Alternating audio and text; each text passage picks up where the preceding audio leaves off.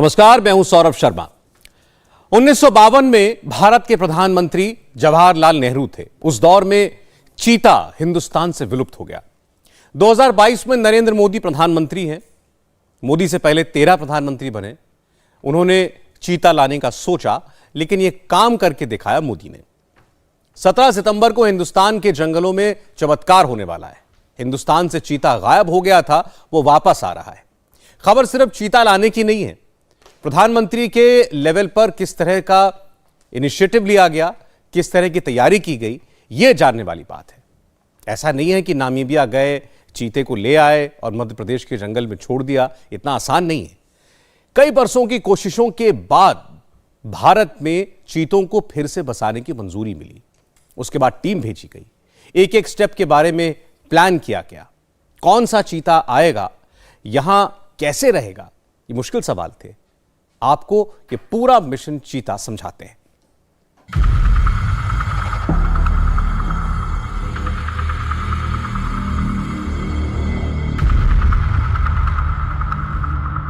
चीते आ रहे हैं।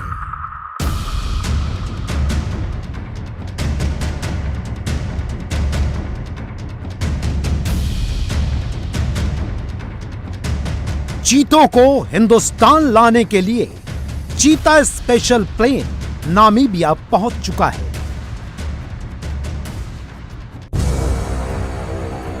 यह 30 अरब रुपए कीमत वाला बोइंग 747 है, जिसको खास तौर पर मिशन चीता के लिए तैयार किया गया है।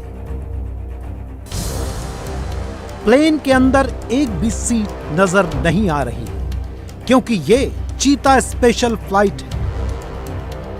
ठीक इसी जगह चीतों को स्पेशल पिंजरों में रखा जाएगा।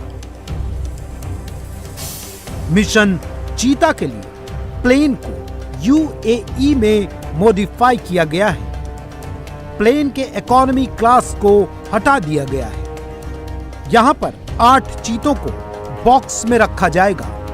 प्लेन नॉन स्टॉप उड़ान भरेगा, इसलिए बैकअप प्लान को रेडी किया गया है। हिंदुस्तान के इतिहास में ऐसा पहली बार होगा जब चीतों को फ्लाइट से देश लेकर आया जाएगा। यह मिशन सुनने में जितना एक्साइटिंग लग रहा है, उससे ज्यादा चैलेंजिंग भी है।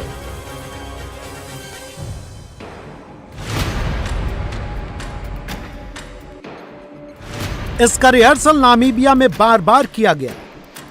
इनके हाथों में जो बॉक्स है वो लकड़ी के हैं, लेकिन जब चीतों को शिफ्ट किया जाएगा तब वो स्टील के बॉक्स में होंगे। चीतों को बिल्कुल इसी तरह के बॉक्स में रखा जाएगा। इन बॉक्स में जालियां होंगी ताकि चीतों को सांस लेने में कोई दिक्कत ना हो। यह वो वक्त होगा जब चीते सबसे ज्यादा नर्वस होंगे और खतरनाक भी, क्योंकि जंगल में घूमने वाले चीते पहली बार उड़ान भरेंगे। चीतों के बॉक्स को कई लेयर में बांधा जाएगा ताकि किसी भी झटके से ये टूटे नहीं। प्लेन में चढ़ने से पहले हर एक बॉक्स का वजन लिया जाएगा। चीतों का फाइनल मेडिकल चेकअप भी होगा। इसके बाद हर बॉक्स में चीतों की डिटेल लिखी जाएगी। फिर बड़ी सावधानी से उनको एरोप्लेन तक पहुंचाया जाएगा। इस वीडियो में शेरों को प्लेन के नीचे लगेज रूम में रखा जा रहा है, लेकिन जब चीते हिंदुस्तान आ रहे हैं, उनको प्लेन में वहां रखा जाएगा जहां पर सीट होती है, यानी जहां सवारी बैठती है, क्योंकि ये हिंदुस्तान के चीते हैं। मिशन चीता की तैयारी काफी वक्त से चल रही है। यूएई से बोइंग 747 को मॉडिफाई किया गया। यूएई से प्लेन स्पेशल क्रू के साथ नामीबिया पहुंचा, जहां पर 8 चीतों को नॉन स्टॉप 18 घंटे की फ्लाइट से जयपुर लाया जाएगा। जयपुर में प्लेन से चीतों को हेलीकॉप्टर में शिफ्ट किया जाएगा, जहां से 40 मिनट की उड़ान भरने के बाद वो कूनो नेशनल पार्क पहुंचेंगे। दक्षिण अफ्रीका के नामीबिया से जिन चीतों को भारत लाया जाएगा उन चीतों को कुछ देर के लिए जयपुर के एयरपोर्ट पर रखा जाएगा। 1.5 घंटे यानी सुबह 6 बजे जिस वक्त विशेष विमान आएगा उसके बाद 7:30 बजे तक के जयपुर के इसी एयरपोर्ट पर यहाँ पर रखा जाएगा। विशेष विमान दक्षिण अफ्रीका के नामीबिया से लगभग 10 से 12 घंटे की जर्नी सफ़र तय करके जयपुर एयरपोर्ट पर लैंड होगा। और उसके बाद बताया जा रहा है कि ये जो स्टेट हैंगर जयपुर एयरपोर्ट का जो हिस्सा आप देख रहे हैं यहाँ पर उन चीतों को शिफ्टिंग करने के लिए विशेष हेलीकॉप्टर वायुसेना का यानी MI-15 जो 17 है उस हेलीकॉप्टर को यहाँ पर लाया जाएगा और उस हेलीकॉप्टर में उन चीतों को शिफ्ट करने के बाद यहाँ से मध्य प्रदेश के कूनो पालपुर लेकर जाएंगे। ये इंडियन एयरफोर्स का सबसे ताकतवर चिनूक हेलीकॉप्टर है जो मिशन चीता के लिए स्पेशली चंडीगढ़ से जयपुर जाएंगे। मिशन चीता के लिए 3 चिनूक हेलीकॉप्टर्स को लगाया गया है। इन हेलीकॉप्टर्स में 8 चीतों को कूनो पार्क पहुंचाया जाएगा। यह पूरा मिशन 1 घंटे में इंडियन एयरफोर्स पूरा करेगी।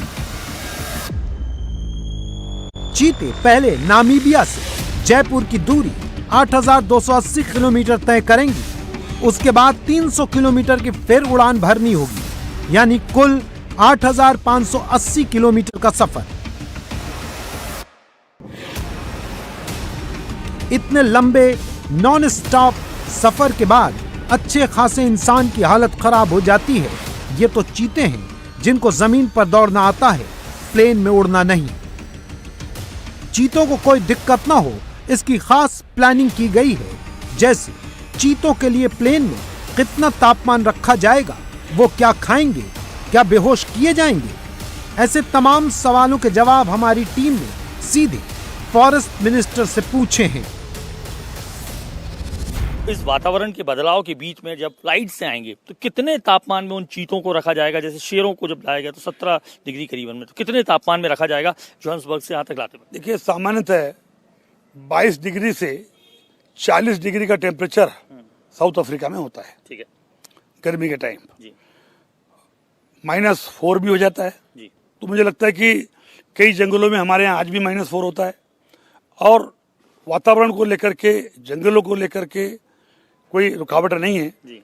आप मान के चलिए कि 20 से 25 डिग्री के बीच जी उन चीतों को यहाँ पर लाया जाएगा। जब 18 घंटे की फ्लाइट में चीते आएंगे तो उनको क्या खाने को दिया जाएगा, किस चीज का सबसे ज्यादा ख्याल रखा जाएगा, क्या पिएंगे, कौन देखभाल करेगा? पूरे डॉक्टरों की टीम क्या खाएंगे? हिंदुस्तान की गई है। जी। बहुत ज्यादा उनको नहीं खिलाएंगे। जी। वहीं से जो ऐसी चीजें उनको खिलाई गई हैं जी। जो 8-10 घंटे आवश्यकता ना पड़े। वैसे मैं आपको बता दूं कि एक बार चीता अगर ये कोई भी टाइगर भरपेट खाना खा लेता है जी। तो उसे 2 दिन तक जी। आवश्यकता नहीं पड़ती। जी। जी। फ्लाइट में हर 3 घंटे में चीतों का चेकअप होगा। डॉक्टर्स की टीम प्लेन में मौजूद रहेगी। चीतों को बेहोश करके नहीं लाया जाएगा। जयपुर में लैंड होते ही मेडिकल चेकअप होगा। ये वो चीते हैं जो हिंदुस्तान आ रहे हैं। ये चीते इस वक्त नामीबिया में क्वारंटाइन रखे गए हैं ताकि फ्लाइट से पहले किसी भी तरह का कोई इन्फेक्शन ना हो जाए। नामीबिया से 8 चीते हिंदुस्तान आ रहे हैं, जिसमें 5 फीमेल चीते हैं और 3 मेल। जो 5 फीमेल हैं उनकी उम्र 2 से 5 साल के बीच की है, जबकि जो मेल हैं उनकी उम्र 4.5 साल से 5.5 साल तक की है। 3 मेल चीतों में 2 चीते भाई हैं। जो चीते हिंदुस्तान आ रहे हैं वो बेहद खास हैं। इनका चयन सैकड़ों चीतों के बीच किया गया है, कई मेडिकल टेस्ट के बाद। ये चीते सबसे अच्छे शिकारी हैं। भारत के लिए ऐसे मेल चीते चुने गए हैं जो चीतों की आबादी ज्यादा से ज्यादा बढ़ा सके। मादा चीतों को भी इसी आधार पर चुना गया है। इस महीने 8 चीते नामीबिया से आ रहे हैं और अगले महीने 12 चीते साउथ अफ्रीका से आएंगे। इस साल हिंदुस्तान में चीतों की संख्या 20 हो जाएगी। Namibia is making 8 animals available for reintroduction. Namibia से 8 चीते भारत भेजे जा रहे हैं। साउथ अफ्रीका से 12 चीते और भेजे जाएंगे। अगर भारत में चीतों की संख्या को लंबे वक्त के लिए बढ़ाना है तो कम से कम वहां 500 चीतों की जरूरत होगी। हम हर साल भारत को 8 से 12 चीते देंगे ताकि वहां पर चीतों की संख्या बढ़ सके। 17 सितंबर को प्रधानमंत्री मोदी 2 मेल चीते और एक फीमेल चीते को जंगल में रिलीज करेंगे, जहां पर वो 1 महीने तक क्वारंटाइन में रहेंगे। इसके बाद पूरा जंगल उनका घर होगा। प्रधानमंत्री नरेंद्र मोदी ठीक इसी जगह पर आएंगे और इस गेट नंबर 3 कोनो नेशनल पार्क से होते हुए अंदर जाएंगे। इस पूरे गेट को तैयार किया गया है, इसे इलेक्ट्रीफाई किया गया है और यहां पर चीतों के लिए पूरे 9 चैम्बर्स तैयार किए गए हैं। 9 चैम्बर्स का मतलब है 9 क्वारंटाइन सेंटर, जहां पर ये 8 चीते होंगे। 17 तारीख को जब भारतीय वायुसेना के हेलीकॉप्टर के जरिए चीतों को यहां पर लाया जाएगा तो ठीक इसी गेट के जरिए उन्हें अंदर छोड़ते हुए प्रधानमंत्री उस जगह पर मौजूद होंगे और फिर उसके बाद इन चीतों को उनके अपने हैबिटेट में क्वारंटाइन करने के लिए रिलीज किया जाएगा। इंडिया टीवी आपको दिखा रहा है कोनो नेशनल पार्क से एक तस्वीर और यह है वो गेट नंबर 3 जिसके जरिए प्रधानमंत्री अपने जन्मदिन के दिन अपने हाईली एम्बिशियस प्रोजेक्ट चीता का उद्घाटन करेंगे। यानी विलुप्त होते हुए चीताओं को एक बार देश में लाने की ये मोदी तैयारी है।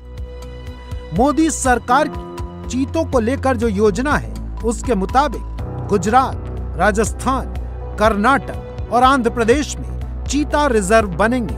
देश के कोने कोने में चीते रहेंगे। ऐसा नहीं कि इससे पहले कभी भारतीय सरकार ने चीतों को दोबारा देश में बसाने की कोशिश नहीं की। 1970 में ईरान से चीते लाने का समझौता हुआ, लेकिन उसी दौर में ईरान में इस्लामिक क्रांति हुई और बात रुक गई। 2009 में ईरान से फिर बात की गई। 1 साल के बाद ईरान ने इनकार कर दिया। इसके बाद चीतों की क्लोनिंग तक का विकल्प दिया गया, मगर प्रोजेक्ट शुरू नहीं हो सका। साल 2020 में सुप्रीम कोर्ट ने चीतों को लाने की और भारत में बसाने की मंजूरी दे दी और 2 साल से भी कम वक्त में 8 चीते हिंदुस्तान आ रहे हैं। हिंदुस्तान की एक पीढ़ी ने चीतों को सिर्फ टीवी पर देखा है। पहली बार वो हिंदुस्तान की धरती पर चीतों को साक्षात देखेंगे। प्रधानमंत्री मोदी इसी मचान से चढ़कर ये जो सामने आप पिंजरे देख रहे हैं, इन्हीं पिंजरों में उन चीतों को, उन अफ्रीकन चीतों को रखा जाएगा जिनको छोड़ा जाएगा। यहां पर एक लीवर है, जिस लीवर के सहारे यहां से प्रधानमंत्री वो लीवर खींचेंगे और जो चीते, अफ्रीकन चीते आ रहे हैं, वो ये जो 2 कंपार्टमेंट्स दिख रहे हैं, दरअसल ये क्वारंटाइन एरिया है। ये जो आपको हरे पर्दों में घिरा हुआ ये क्वारंटाइन एरिया दिख रहा है, इन क्वारंटाइन एरियाज में चीतों का रखा जाएगा। ऐसे तकरीबन 9 कंपार्टमेंट्स यहां पर बनाए जाने हैं। पहला कंपार्टमेंट आपको यह दिखाई दे रहा है और दूसरा कंपार्टमेंट आपको, अगर मेरे कैमरामैन आपको दिखाएंगे तो वहां पर दिखाई दे रहा है। दरअसल इन 2 कंपार्टमेंट्स में क्वारंटाइन में रखने की एक बड़ी वजह यह है कि ये अफ्रीकन चीते अफ्रीका के माहौल से, नामीबिया के माहौल में रहने के बाद भारतीय महाद्वीप में आ रहे हैं। ऐसे में यहां के माहौल में जब तालमेल वो बिठा लेंगे, 1 से 3 महीने का एक पीरियड दिया जा रहा है। जो डॉक्टर्स हैं, तमाम डॉक्टर्स जब देख लेंगे कि वो चीते अब इस वातावरण के अनुकूल ढल गए हैं, तब उन्हें ये जो पूरी फेंसिंग का आपको इलाका दिख रहा है, ये लाइन से आपको जो फेंसिंग दिख रही है, तकरीबन 12 किलोमीटर लंबी डीसी, डायरेक्ट करंट की जो फेंसिंग है, उन फेंसिंग्स के बीच में छोड़ा जाएगा ताकि ये जो चीता है ये अपना शिकार खुद कर सके। चिनूक हैवी मिलिट्री हेलीकॉप्टर होता है। इसी हेलीकॉप्टर से चीते कूनो नेशनल पार्क लाए जाएंगे। हेलीकॉप्टर्स लैंडिंग के लिए स्पेशल हेलीपैड बनाया गया है। कूनो नेशनल पार्क नामीबिया से आए चीतों का नया ठिकाना होगा। इन चीतों के लिए यह जगह काफी अलग होगी, लेकिन इनका असली चैलेंज कूनो नेशनल पार्क में रह रहे तेंदुए और भालू होंगे, क्योंकि अभी तक तेंदुए का ही यहां पर राज चलता था। जो बाड़ा चीतों के लिए बनाया गया है उसमें 4 तेंदुए घुस गए थे। उनको निकालने के लिए 2 हाथी सतपुड़ा टाइगर रिजर्व से लाए गए थे, लेकिन अब ये चीतों का गढ़ होगा।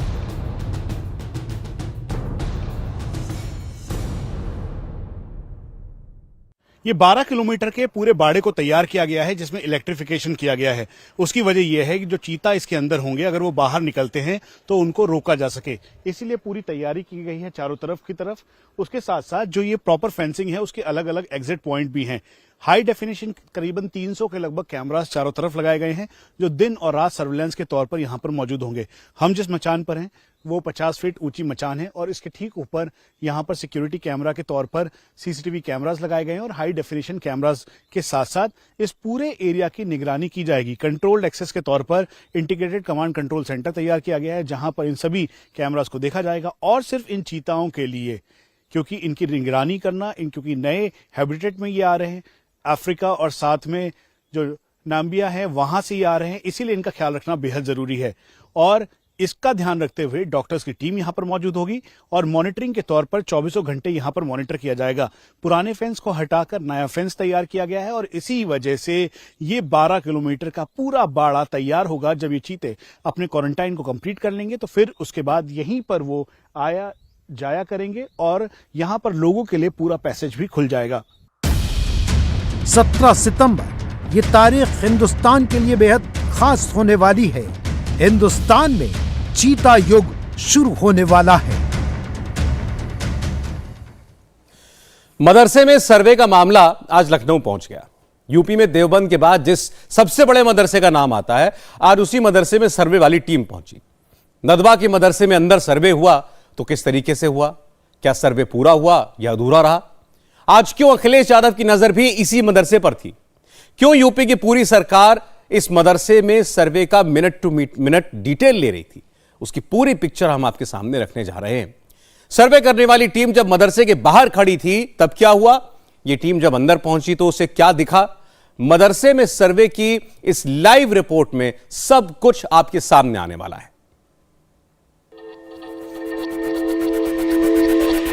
हम भी जानते हैं, आप अधिकारियों को रोक देंगे?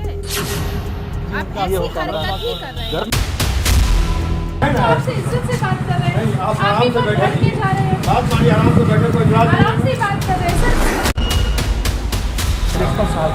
एक मिनट,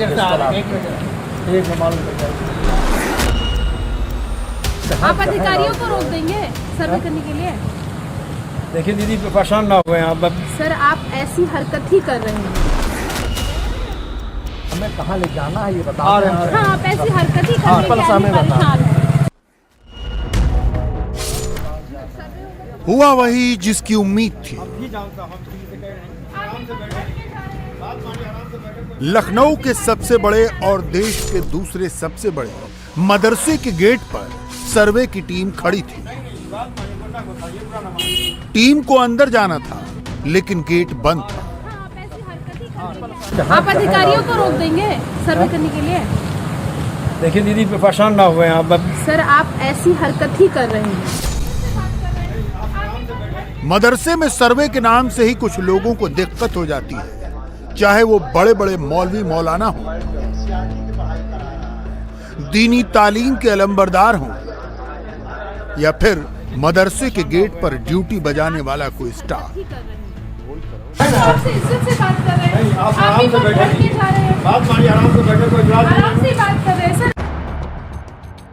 लोगों को लगा भी यही था कि बात अब लखनऊ तक आ पहुंची है, इसलिए कुछ तो जरूर होगा। लखनऊ में सर्वे का मतलब नदवा मदरसे में सर्वे, और नदवा में सर्वे का मतलब यूपी के दूसरे सबसे नामी मदरसे का सर्वे।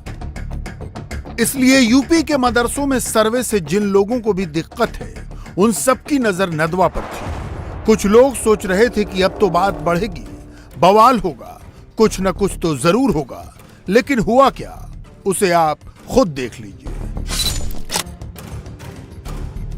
कैमरा ऑन था, सर्वे की टीम अंदर थी। मदरसे के अंदर हर तरफ चर्चा थी कि सर्वे वाले आए हैं, इसलिए भीड़ भी जमा थी।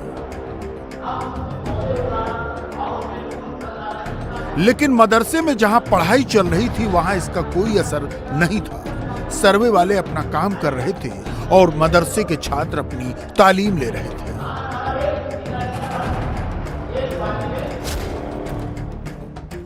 मदरसे में सर्वे को लेकर माहौल ऐसा बनाया जाता है जैसे वहां जो टीम सर्वे करने पहुंची है वो कोई न कोई खोट तलाशने जा रही है। कुछ मौलाना तो सर्वे का नाम सुनते ही चढ़ जाते हैं, कुछ लोग नाक भौं सिकोड़ लेते हैं, लेकिन नदवा की तस्वीर इससे अलग थी। जैसे ये सर्वे करने के लिए आए, जितने सवाल आप लोगों से पूछे उसमें कोई ऐसा आपको लगा कि ये सवाल कोई ऐसा नहीं है, बहुत शराफत से उन्होंने पूछा, ऐसी कोई बात नहीं। तो सर्वे से कुछ दिक्कत आपको? नहीं, हमें कोई फिलहाल कोई दिक्कत नहीं आई, ऐसी कोई बात सामने नहीं आई। अच्छा, वैसे जैसे 100 साल पुराना मदरसा है आपका, लेकिन मान्यता नहीं है, वो तो नहीं है, वो तो हमारा अपना प्राइवेट इदारा है ना, तमाम दीनी मदारिस ऐसे ही हैं। अच्छा, तो कभी जरूरत नहीं लगी मान्यता लेने की? ऐसा कोई खास नहीं है।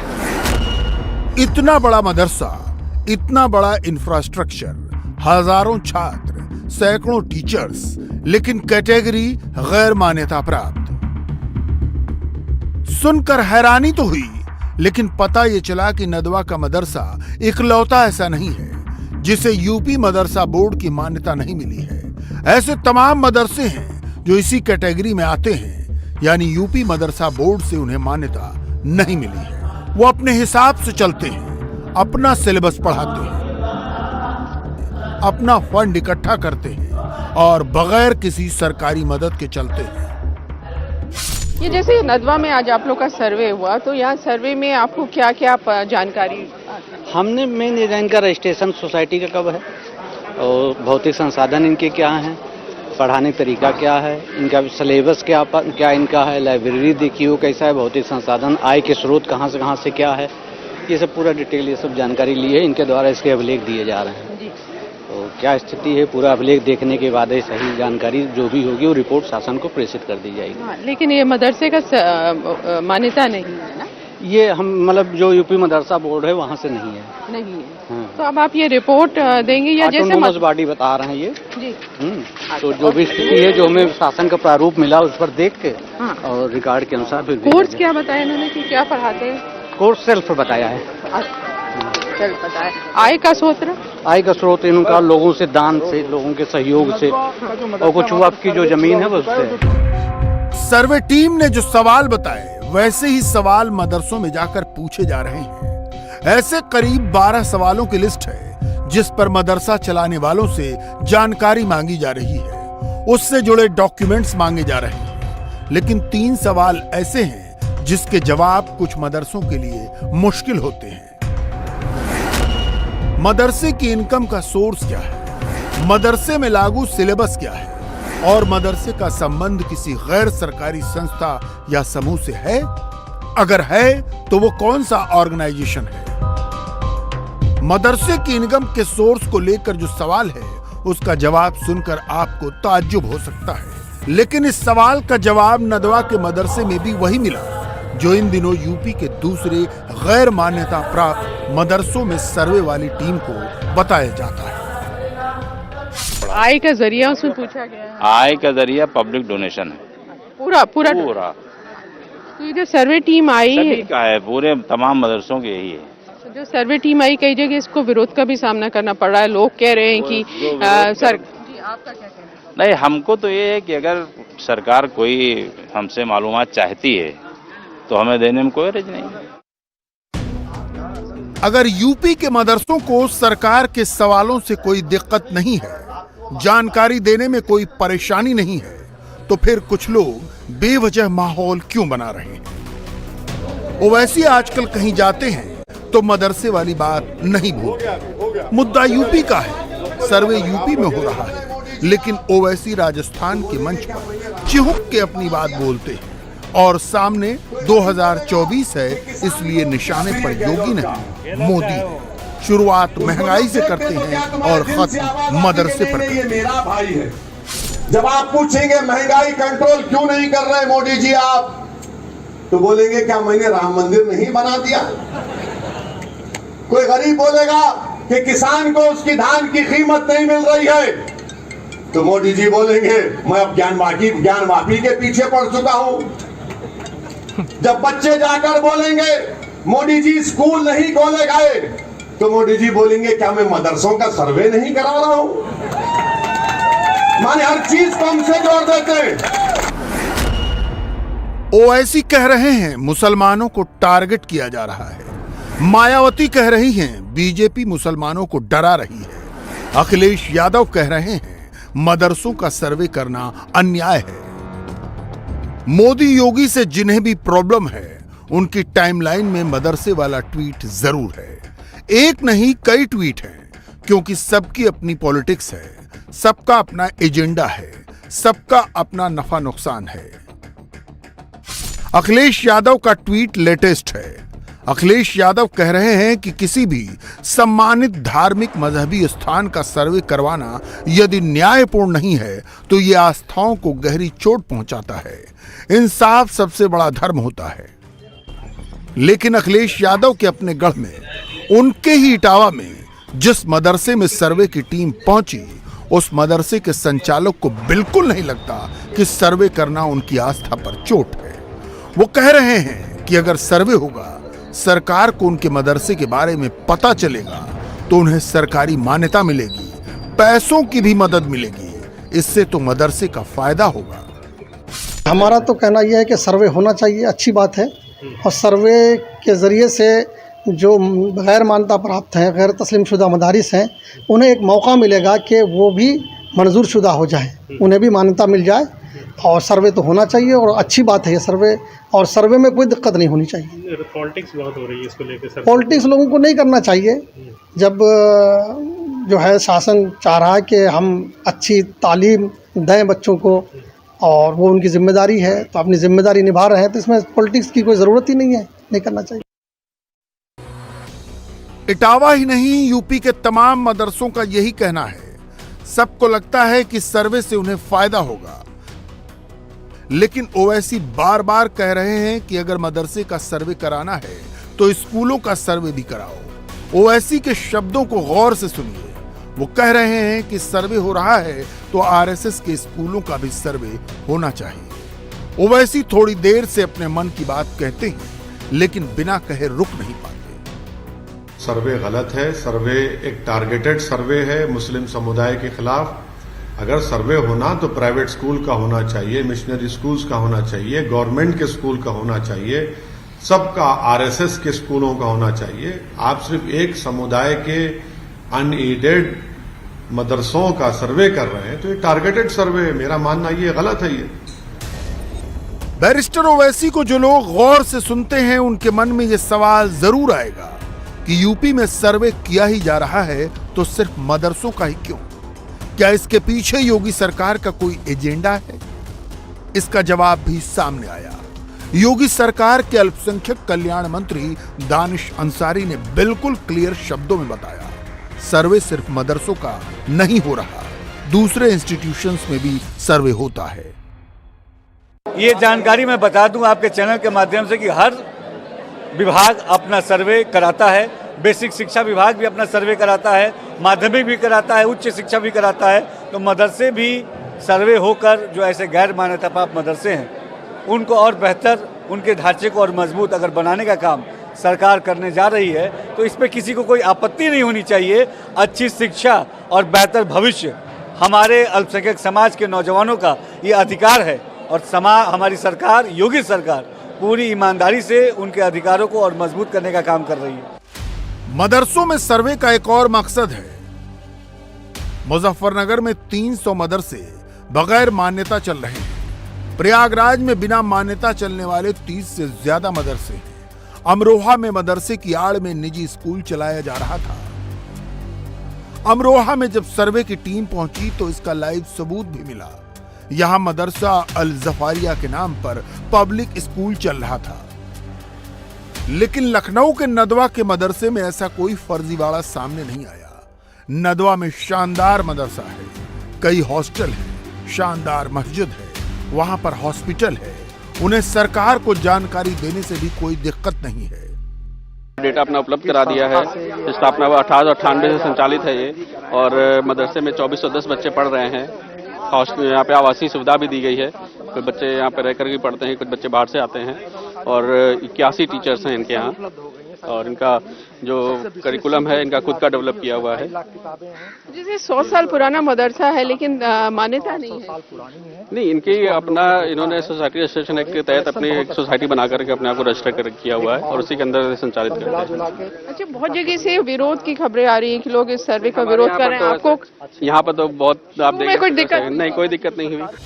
सवाल यहीं से शुरू होता है और यहीं पर खत्म भी हो जाता है। अगर मदरसों को कोई प्रॉब्लम नहीं है तो फिर क्या प्रॉब्लम पॉलिटिक्स में है? क्या मदरसों के सर्वे का इश्यू बेवजह क्रिएट किया जा रहा है? क्या जानबूझकर यूपी की सरकार को टारगेट किया जा रहा है? 17 सितंबर को हैदराबाद में सबसे बड़ी सियासी लड़ाई होने जा रही है और वजह बनेगा निजाम, जिसका शासन 1948 में खत्म हो चुका है। निजाम को लेकर बीजेपी अपने सियासी विरोधियों पर जोर शोर से हमले करने वाली है। निजाम के वो कौन कौन से किस्से हैं जो 2023 और 2024 के चुनाव में भी हावी रहेंगे, देखिए एक रिपोर्ट। 13 सितंबर 1948 सुबह के 4 बजे भारतीय सेना की 4 टुकड़ियां 4 तरफ से हैदराबाद रियासत की सीमाओं में दाखिल हो रही थीं। भारत की आजादी के 1 साल 29 दिन बाद यह भारतीय सेना का सबसे बड़ा ऑपरेशन था। मकसद था हैदराबाद के निजाम की रजाकार आर्मी को घुटनों पर लाना और हैदराबाद का भारत में विलय। हैदराबाद का आखिरी निजाम मीर उस्मान अली खान बेशुमार दौलत और ताकत के नशे में चूर था। वो किसी भी कीमत पर हैदराबाद को भारत का हिस्सा बनाने को तैयार नहीं था, लेकिन गृहमंत्री सरदार वल्लभ भाई पटेल ठान चुके थे कि हैदराबाद भारत में शामिल होकर रहेगा और इसका फैसला करने के लिए वो अपनी ही सरकार से भिड़ गए थे। 13 सितंबर की तारीख से पहले भी 2 बार भारतीय सेना हैदराबाद के किले को भेदने की तैयारी कर चुकी थी, लेकिन दोनों बार ऐन वक्त पर फैसला टाल दिया गया। तीसरी बार भी ऐसी ही तैयारी की भनक निजाम को लग चुकी थी। उसने तत्कालीन गवर्नर जनरल राजगोपालाचारी को चिट्ठी लिखकर आर्मी एक्शन रोकने की अपील की। निजाम की चिट्ठी का जवाब देने के लिए एक बैठक बुलाई गई थी। प्रधानमंत्री जवाहरलाल नेहरू, राजगोपालाचारी और रक्षा सचिव की बैठक में जवाबी चिट्ठी का मसौदा तैयार किया जा रहा था। इसी बैठक में पटेल ने खुलासा किया कि भारतीय फौज तो हैदराबाद में पहले ही घुस चुकी है और अब इसे रोकना मुमकिन नहीं है। वजह थी वो अकूत दौलत जो निजाम के खजाने में थी। उस दौर में निजाम करीब 13,000 करोड़ की दौलत का मालिक था। इसमें से 400 करोड़ रुपए कीमत का तो सिर्फ सोना चांदी था। करीब 800 करोड़ कीमत के बेशकीमती हीरे जवाहरात के भंडार थे। इनमें से अकेले एक हीरे की कीमत 400 करोड़ के आसपास थी। 185 कैरेट का ये नीले रंग का जैकब हीरा दुनिया का सबसे बड़ा हीरा था। इस हीरे को निजाम अपनी टेबल पर पेपर वेट की तरह इस्तेमाल करता था। निजाम के पास हीरे की गोल्फ बॉल भी थी। अंग्रेजी राज में भी निजाम के पास अपनी सेना थी। निजाम के पास खुद की रेलवे और डाक तार विभाग भी था। हैदराबाद रियासत की आबादी का 85% हिंदू थे, लेकिन सेना के 1765 अफसरों में से 1268 मुसलमान और सिर्फ 421 हिंदू थे। 600 से 1200 रुपए मासिक की मोटी तनख्वाह पाने वालों में 59 अफसर मुसलमान और सिर्फ 5 हिंदू थे। रियासत की 40% जमीन पर निजाम और उसके खासम खासों का कब्जा था। हैदराबाद रियासत में हिंदू और मुसलमानों के बीच खाई बढ़ाने का जिम्मेदार एक और शख्स था। ये था कासिम रिजवी। कासिम रिजवी 1946 में MIM यानी मजलिसे इत्तेहादुल मुसलमीन का अध्यक्ष बना। MIM के सदस्यों को हथियार ट्रेनिंग देकर रजाकार फौज बनाई गई थी। कासिम रिजवी के अध्यक्ष रहते रजाकार की संख्या 2 लाख तक पहुंच गई। 1946 से 1948 तक इसी रजाकार फौज ने हिंदुओं पर चुन चुन कर हमले किए। निजाम की शह पर कासिम रिजवी और उसकी रजाकार फौज की ज्यादतियां इतनी बढ़ गईं कि बदले की कार्रवाई में कुछ लोगों ने निजाम को भी निशाना बना लिया। इन्हीं में से एक थे नारायण पवार, जिन्होंने निजाम पर बम फेंका था। लेकिन अपनी रियासत को खुल्लम खुल्ला सांप्रदायिक उन्माद की गिरफ्त में देखने के बावजूद निजाम पूरी तरह से कासिम रिजवी के नियंत्रण में था और रिजवी उसे अलग मुल्क बनाने का ख्वाब दिखा रहा था। निजाम को इस बात की बहुत ज्यादा फिक्र थी कि अंग्रेजों के देश छोड़ने के बाद उसके राजपाट और शानो शौकत का क्या होगा? इंडिया टीवी हर वक्त हर जगह डाउनलोड करने के लिए सर्च करें India TV news Google play store या ऐप स्टोर पर।